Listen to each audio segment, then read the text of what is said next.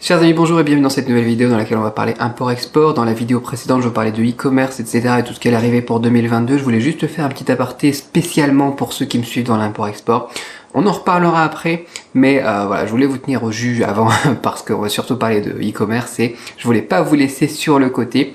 Un petit point sur 2021, ce qui s'est passé, ce qui va se passer en 2022, ce à quoi il faut faire attention. J'ai encore beaucoup de gens qui me disent que leur difficulté pour eux, c'est de trouver des bas prix, des fournisseurs fiables et tout ça. Honnêtement, on va continuer à travailler là-dessus, c'est vraiment pas la problématique. Il y a vraiment quelque chose sur lequel par contre je vous recommande de faire attention en fin 2021 et début 2022, ça va être plutôt les délais. C'est-à-dire que nous, en 2021 par exemple, on a eu pas mal de soucis au niveau des usines, qui on va faire dans l'ordre des choses, les usines, la logistique, etc. Au niveau des usines, on a eu bien évidemment des fluctuations au niveau des prix des matières premières, on a eu des soucis avec le bois et le carton, on a eu des soucis avec le plastique, là on a les soucis avec les puces électroniques, tu vois. Il y a des choses que tu peux voir dans les infos, il y a d'autres choses que tu vois sur le terrain. Honnêtement, carton, bois, plastique, c'est des choses qui vont beaucoup mieux. On a eu des périodes pendant lesquelles voilà, chaque jour on avait un prix différent et les fournisseurs ils faisaient ça en flux tendu, tu avais l'impression que tu vois, c'était la bourse, c'était les crypto-monnaies ou je sais pas, tu suis le graphique, aujourd'hui c'est un peu plus bas, on va faire du plein, le plein de matières premières, demain c'est un petit peu plus haut et bah tant pis, on laisse de côté ou on attend un petit peu. Mais au final voilà, on s'en sort et puis bon, même si certains prix avaient doublé, voire quadruplé, voire plus, hein, notamment pour le bois, je sais pas si vous avez vu ça. Au final, on s'y retrouve, et puis après, voilà, nos prix d'achat par rapport à nos marges de vente, une fluctuation des prix d'achat, c'est pas tellement énorme vis-à-vis du résultat final, parce que voilà, on marche bien sur nos produits après, et mes clients marchent bien aussi sur leurs produits après, donc c'est pas tant ça la problématique, et puis on peut toujours arriver à trouver des solutions pour les matières premières. Le problème, ça a été plutôt les délais. On a eu des soucis avec l'électricité en Chine, on a eu des usines qui ont été limitées au niveau de l'électricité. Au début, on avait des usines par exemple qui travaillaient 4 jours et s'arrêtaient 3 jours. On a eu des usines ensuite qui travaillaient 3 jours, qui s'arrêtaient 4 jours. À la fin, on a même des usines qui travaillaient un seul jour par semaine pour économiser l'électricité. Et ça, c'est aussi quelque chose que tu peux voir aux infos en Occident, mais on te montre pas vraiment la réalité du terrain et comment est-ce que ça impacte les usines. Et bon, bien évidemment, on a pas mal d'usines qui bossaient quand même en douce, porte fermée, les jours où ils étaient censés être voilà, limités d'électricité, mais on était impacté quand même. Impacté pas tant au niveau des prix, parce que voilà, ils ont pu trouver des arrangements avec leurs employés, avec leurs ouvriers. Par exemple, on leur a dit, voilà, tu bosses chez nous, tu bosses les journées plus longues, etc. pour les jours où on peut laisser la boîte ouverte. Et nous, on te laissera partir plutôt en vacances, justement, en 2022 pour la fête de printemps, tu vois, des trucs comme ça. On a toujours des solutions. Mais par contre, voilà, on a quand même des limitations et du coup, les commandes, la file d'attente grandissait, tout simplement.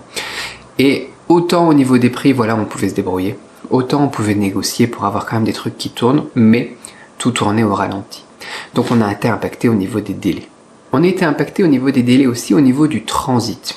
Quand tu es au port, déjà, on le fait dans l'ordre, hein, tu vois, ensuite tu envoies ta marchandise, tu la mets dans un conteneur, tu l'envoies au port. Au niveau du port, on a été impacté au niveau des délais aussi. Pourquoi ?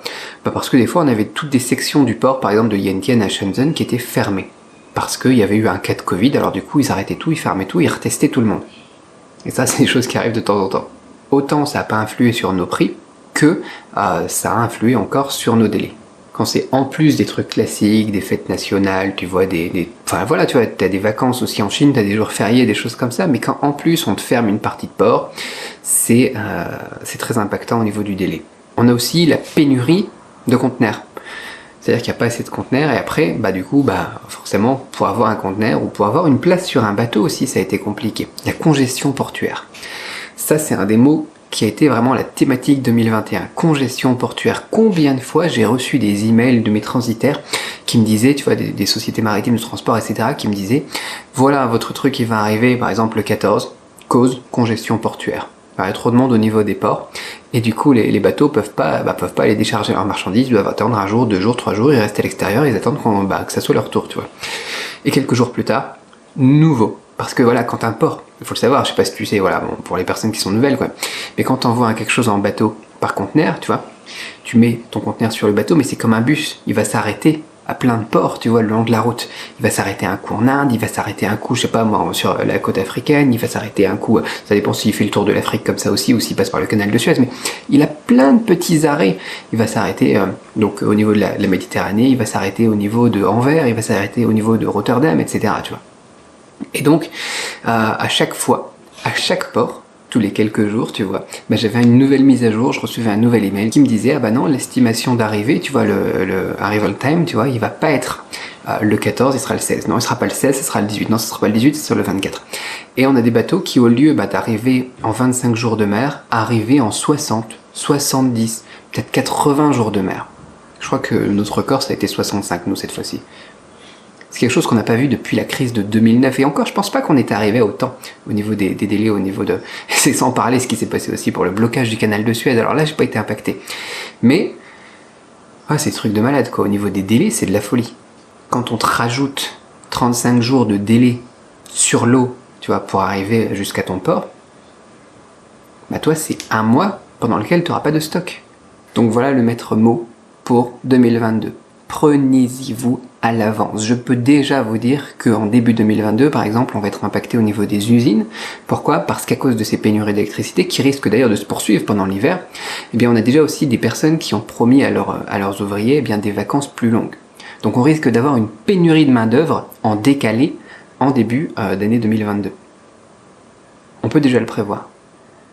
Avec la crise sanitaire qui ne s'améliore pas, on peut déjà aussi se douter que tout ce qui est congestion portuaire, tout ce qui est problème au niveau des ports, tout ce qui est tests, etc., des populations et compagnie, ça risque de continuer.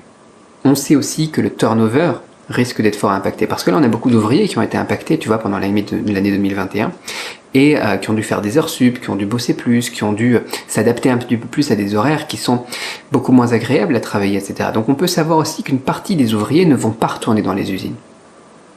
Ça va être beaucoup plus difficile pour les usines de trouver de la main-d'œuvre. Donc on risque d'avoir ce souci de main-d'œuvre. Ce qui va impacter forcément le délai des commandes encore.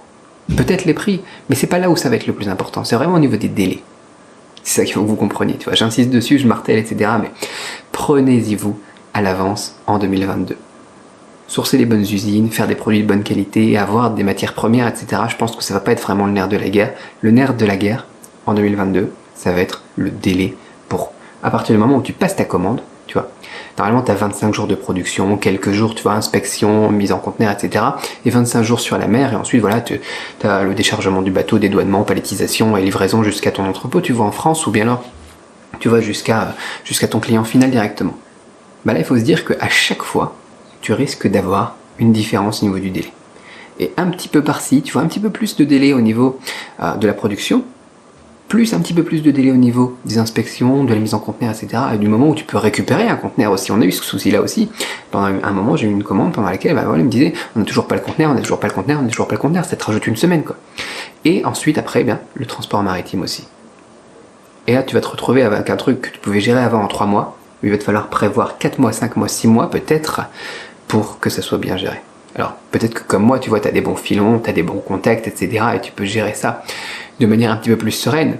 Mais si t'as pas trop l'habitude, si tu débutes ou si t'as pas encore un bon réseau, quelque chose de bien établi, tu vois, entre la Chine et l'Europe, ou peu importe après ce que tu fais comme pays, si tu envoies vers l'Afrique ou les États-Unis, j'en sais rien, réfléchis à ça maintenant, à cette problématique des délais. Et s'il y a des commandes que tu peux passer en avance, que tu peux lancer en avance, tu vois, et qu'au niveau du stock, par exemple en Occident, ça sera pas trop impactant, parce que les coûts de stock, c'est quelque chose aussi, hein.